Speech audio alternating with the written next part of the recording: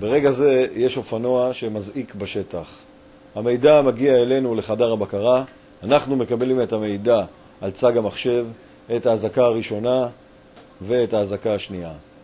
על האופנוע מותקנת מערכת איתור.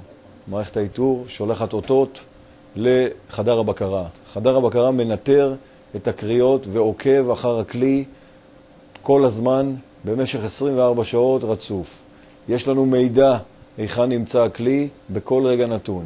אנחנו יודעים אם הוא דלוק, אם הוא כבוי, באיזה מהירות הוא נוסע, אם הוא מתקרב לשטחים עוינים, אם הוא מתקרב לשטחים מסוכנים. יש לנו מידע אם הכלי נמצא בחניית לילה, אם מנתקים לו את המצבר, אם הוא נמצא על מסעית בדרך למקומות כאלה ואחרים. אנחנו יכולים באמצע הדרך לבצע האטה של המהירות של הכלי, להביא אותו למינימום מהירות נסיעה, וכך לאפשר לסיירים שיוצאים לדרך לתפוס את הכלי על חם. בזכות הטכנולוגיה המתקדמת שבה מחובר האופנוע למוקד, אנחנו מתקרבים ל100% הצלחה. מערך הסיור שלנו הינו מערך ארצי, הוא פרוס מדן ועד אילת.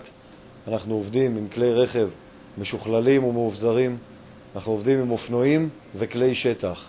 מכיוון ששיתוף הפעולה בינינו ובין כוחות הביטחון הוא מאוד הדוק, הוא מאוד יעיל, אנחנו מצליחים בצורה זו להחזיר אופנועים גנובים. אנחנו פרוסים ויכולים לתת מענה בכל נקודה בארץ. חברת הזעקה האחרונה חרתה על דגלה מצוינות עובדים, שירות מצוין ללקוח, יעילות ומהירות, ערניים לכל התרחשות. אנחנו לא עוצמים עין בכדי שאתה תישן בשקט.